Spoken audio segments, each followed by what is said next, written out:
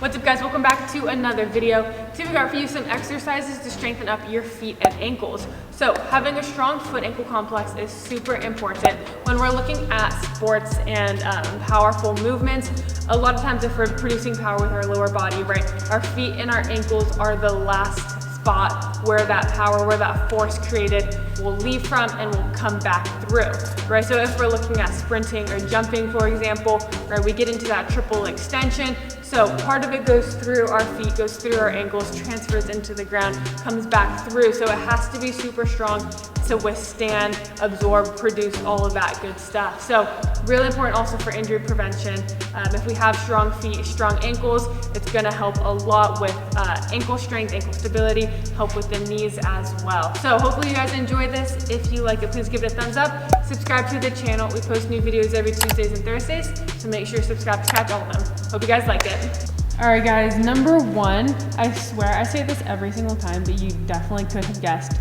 We are starting with pogos. So actually we're doing pogos and line hops. So these are some low-level plyometrics that we start every single session with. They are super, super basic, but amazing at strengthening up the foot ankle complex. So you're gonna stay relatively stiff, right? I don't want squat jumps. We're not jumping through the knees or the hips.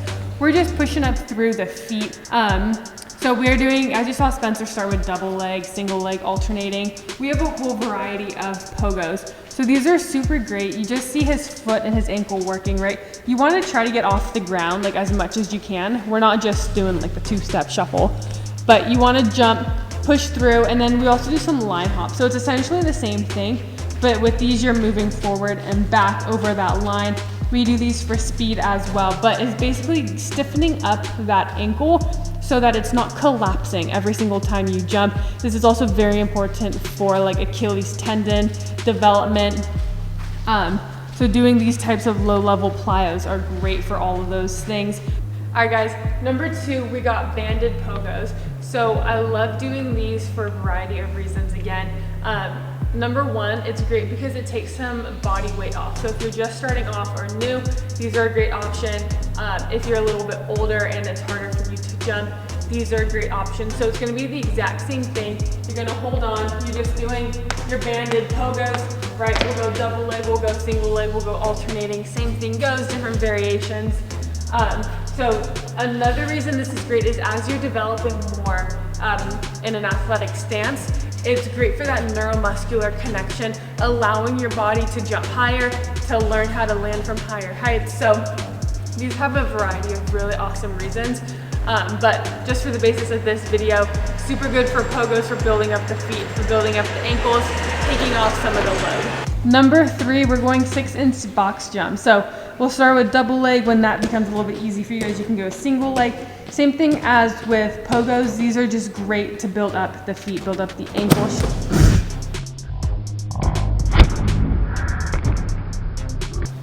That was great. Build up the feet, build up the ankles. Yes, having to jump up. Wow, it is Monday morning and you can tell by these jumps. Yes, by the jumps, it's very important, but also the landing, right? You need to have strong feet and ankles to land and go. Strength through that Achilles tendon as well. Strengthen the calf. So these are a great option. If it's hard for you to land and jump, you can work your way up there. Like me. Like Spencer. But that's basically one of the reasons why I love this so much is the land and go.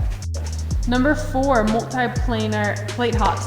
So same thing as with everything else, but this time we're going multi-planar. So we're going lateral, we're going up. You can pick different heights. We're just doing 25s, starting off easy. If this gets easy, we'll go, you can go to 35s, 45s, space them out more. The goal is to stay pushed up, bouncing through the ball of your foot. You don't want your ankle to collapse, and you want to see if you can land in the same spot on the plate every single time. So you get that consistency, you're not all over the place, and you want to be able to stay on one foot the entire time.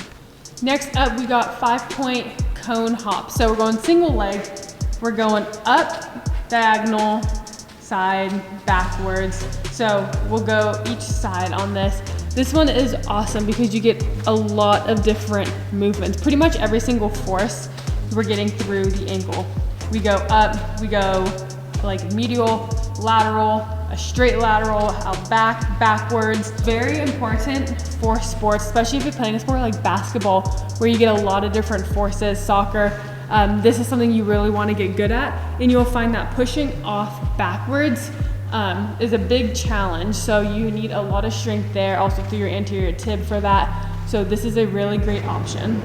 Number 6, we actually have 2 things for this. So we're going a basic calf raise walk and then a heel walk. So for the calf raise walk, we're here every time you just push up on your toes, right? Go through, really flex your calf at the top, slow and controlled, especially on the way down. A lot of people will go up and smack down, right? We need control through the entire range of motion.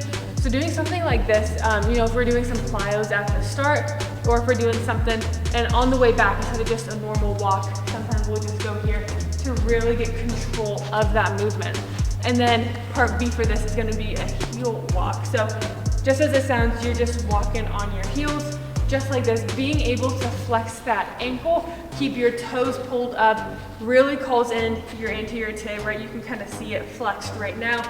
Being able to stay in this position for an elongated amount of time, especially if you're a soccer player, right? When we strike the ball a lot, we work that anterior tib. So doing this heel walk is great for all 3 of those reasons. Number 7, one of my favorite exercises of all time, single leg calf drops. So if you're new to this type of training, then I would actually just start with a single leg calf raise where you just push up. Here, I'll take my shoe off so you can actually see.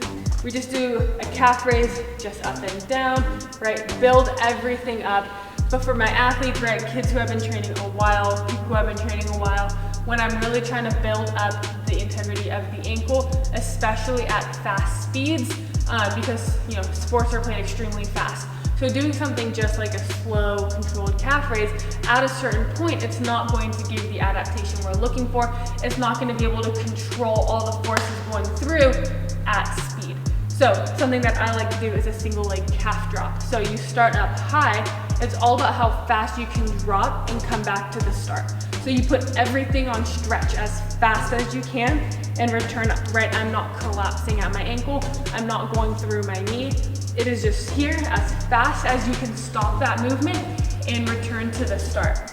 Sticking to the shoe off theme, we're doing a spring ankle ISO. So this is kind of very similar to Cal Dietz, if any of you guys watch or know who he is. So I saw him do this, and I think it's an amazing exercise to strengthen up the feet and the ankles. So what I have my athletes do, right, not exactly like Cal does his, where you're gonna be pushed up here. I drive my knee forward and then I push up even more. Right? So it's similar to if you're, wearing high heels. That's what I said, pretend you're in a high heel.